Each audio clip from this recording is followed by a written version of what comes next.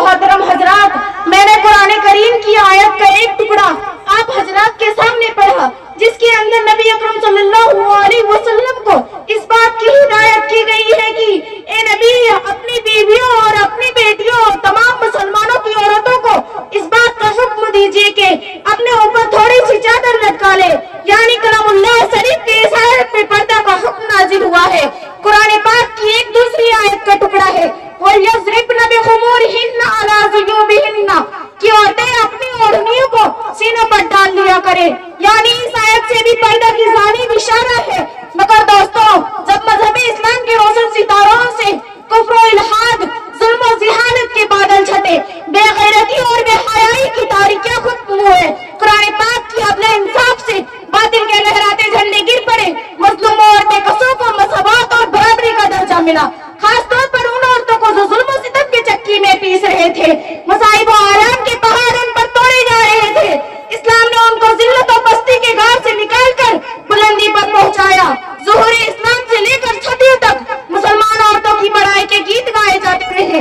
अगर तारीख की और आँख खोले जाए तो गैर मुस्लिम औरतों पर मुसलमान औरतों की फजीलत और बरतरी दिखाई देगी, लेकिन देखते ही देखते पूरी दुनिया में शैतानी डंके बजने लगे। मुसलमान औरत को मक्खारियों और याकारी के फंदे में फंसाने के इरादे होने लगे।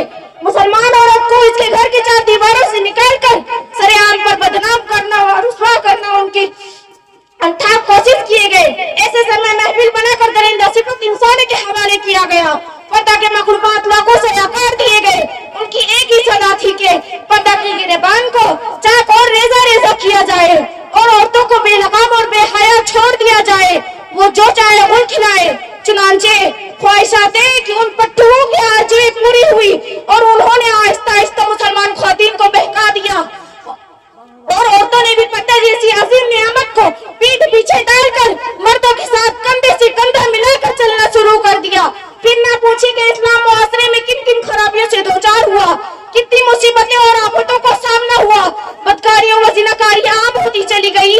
मकानों और दुकानों, बस्तियों और बयाबानों में बुराइयां ही बुराइयां नजर आने लगी। मोहतरम दोस्तों, अगर ताकत यूरोप, अमेरिका पर्दा के खिलाफ नारा बुलंद करे तो हम इस पर कोई तहजीब और हैरानी नहीं, चूंकि इस्लाम तालीमात को हर तरह बदनाम करना उनकी स्वाब बन चुका है।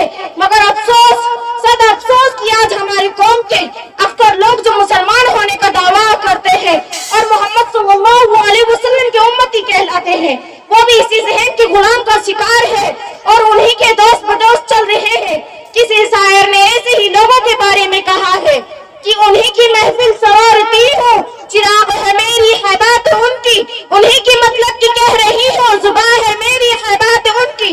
खुदाए वहदहू ला शरीका लह से दुआ है कि वो हमें इस्लामी अहकाम और इस्लामी तालीमात पर चलने की तौफीक अता फरमाए और हमारे मुआशरे को इस्लामी मुआशरा बना दे। आमीन सुम्मा आमीन व आखिर